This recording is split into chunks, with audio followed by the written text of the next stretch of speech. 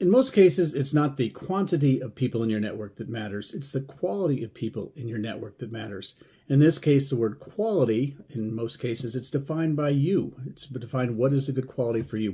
How are the people fit with what you're trying to accomplish? In this picture, you see a screenshot of our Instagram page for Cornerstone Stainless Containers. As you see, there's 2,539 followers.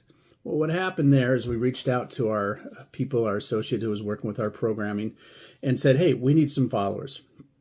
And he worked out of Pakistan, and the next morning we got up and we had 2,000 some followers. We're like, wait a minute, where did we get these? How'd they get in here? And I don't know how they got in there, but basically they're people that have absolutely no interest in our business. So he went out and used a bot. He went out and used different services to get people to follow us. So we have a big network, but the network is of little value to our business other than it allows Instagram and other things to kind of rank us and say, wow, they've got 2,000 followers in just a few days. So that moves us up the ranking. But those followers have generated zero business for us. And it's not a question of how many people we have as followers. It's a question of the quality of the people that we have as followers. Same thing with our live networks. It's not a fact that I have lots of friends and I have lots of associates. The question is, what is the quality of those? How many of those are of value to you and are friends to you and are you of value to them? It's got to be a two-way street. It can't just be one way. But how many of those people that you consider in your network are value? Now, one of the things that happens is salespeople love to expand their network. They love to make you, as the buyer, feel like you're the most important person. But in most cases, if you're buying, you're in the driver's seat. You don't have to accept their invitation to lunch. You don't have to accept their invitation to a baseball game or a football game or anything else. In fact, you don't even really have to accept their call because if you need them, they'll be there. If you call them and say, hey, this is Jim, I need your services or your product, they'll show up. You don't want to be rude to them. You don't want to say, oh, I don't want to talk to you or, you're wasting my time. But you don't want to waste your time and invest your time into a resource and into a network and into an individual that either isn't going to be of value to you or is of limited value or value that you're more valuable to them. Let them come to you. If you're going to be the buyer, if you're buying a service or a quality, we used to have steamship lines that the salesman would come calling us. Say, hey, we want to go to take you to lunch. In fact, one of them even took us onto a ship and we had dinner with the captain on the ship. It was pretty cool.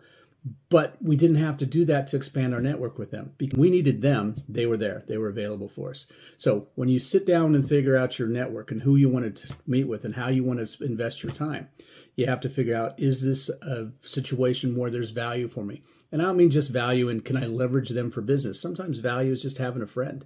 Sometimes value is being able to sit down and talk to somebody about your situation or not talk to somebody about your situation, somebody that's totally not involved with your business. Sometimes it's nice to have a friend that you can talk to that doesn't understand your business, that's not involved in your business, and you can just talk about the weather and you can talk about other things. So that's important that you understand that you're not just leveraging all your resources, leveraging all your contacts to see who's of best value to. Because again, the value, the quality of the individual depends on your interpretation and how you work with them. I keep track of and stay in touch with a lot of people that are of no business value to me. People that I've dealt with over the years that I don't see any opportunity to make money off of them in the future, but I keep the friendship there. I to keep the relationship going. And sometimes it's great to be able to call them up and say, hey, I got a question or I got a problem. We still I still have lunch occasionally with my old attorney. And he's retired now and not interested in doing business. And it's actually in intellectual property and we don't need to pursue that. But we still have lunch and we talk about everything from investments to children and everything else. And that is of value to me. So again, you have to figure out what's of value to you. What is the value that you gain out of the relationship and to then invest your time and invest your efforts accordingly. Don't get followers just to have followers unless your objective is to get followers. If you're trying to get a following and build up the number of people so that the algorithms find you and move you up the ranking, that's important as well. But it's not the same as your network where you're trying to identify people that you can work with.